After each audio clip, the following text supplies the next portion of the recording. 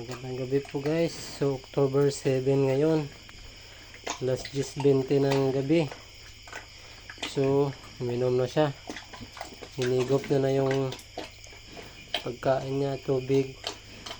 May gamot po ito na BioFlu. Ayan. So kaninang tanghali nilagnat siya. Tapos kaninang gabi nilagnat din. So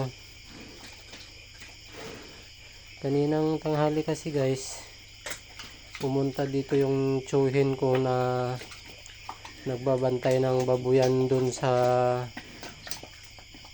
kabila. Sa binabantayan niya, yung mga binabantayan niya dun, ubos na kasi binta dahil nadali lahat ng swine yun guys. So pag hindi na kumain, matamlay, dinidispose agad. Sayang nga yung sa kanya doon, dalawang buntis. Kaso yung isa daw na nalaglag, ba tawag doon? Ng anak na na hindi sa oras, yung maliit pa lang. Naagasan ba tawag doon? Sa amin kasi nahulugan, so ganun. Naagasan ng anak. Yung isa buntis, bininta na yun na buntis. Tapos yung isa nilang inahin, yun yung hindi nabubuntis, ilang ulit ng ini-EI. So tapos 4 na 4 months old to 5 months old siguro na mga biik. Ubos lahat yun, dispose, bali 7. Ubos lahat yun guys. So yung sa akin, ito. Pumunta kasi yung tsuhin ko dito kanina, nanood ng TV. Doon kasi doon sa binabantayan niya, walang doon guys, walang kuryente. Solar gamit nila, kaya walang TV doon. Walang TV doon guys, kaya nakinood. So bawal sana yan guys, bawal pa siya sana lumabas. Gumala, pumunta kung saan na may mga baboy. Kahit nga walang baboy, bawal pa siya pumunta sa mga bahay-bahay. Di. Kasi yung virus guys, hindi pa namatay. Hindi pa na basta-basta mamamatay yung virus. Tsaka hindi rin nila dinisinfect yung kanilang babuyan doon, yung kulungan. Doon pa rin siya nakatira kasi may tulugan doon. So doon siya natutulog. Kahit naliligo siya, doon naman siya galing sa kulungan. Posibilidad na may virus pa rin siyang dala-dala. Bigla-bigla guys.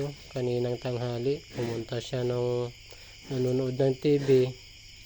Gulat ako, nandito na sa loob ng bahay. So wala akong magawa. Hindi ko na sinita. Nandyan na mga 30 minutes lang naman yata yung panood niya. So pumunta yung anak ko sa kanya kasi apo niya na rin yun. Ayun, tapos nagpapadidi ako dito sa mga biik. So pagpadidi ko, lagnat agad yung yung minute na agad yung katawan ng inahin ko. So niligo ko agad ng niligo ko ng yelo, pinunasan ko, tapos nagtunaw pa ako ng yelo sa tubig, tsaka binuhos ko. Ngayong gabi ganun din ginawa ko. Tapos kanina tanghali, dalawang BioFlu tinunaw ko dun sa kubra at pinainom sa kanya. Sinusubo ko guys. So nawala yung lagnat niya. Tapos ngayong gabi bumalik mga alas 8 hanggang anong oras ba yun. So ayan, medyo basa pa siya. Pati yung sahig basa kasi niligo ko siya ng ng may yelo. Pinunasan ko, tapos naglagay pa ako ng tubig, ng yelo sa tubig. Saka binuhos sa kanya, niligo ko para matanggal talaga yung init ng katawan. So nakuha na yung init ng katawan niya.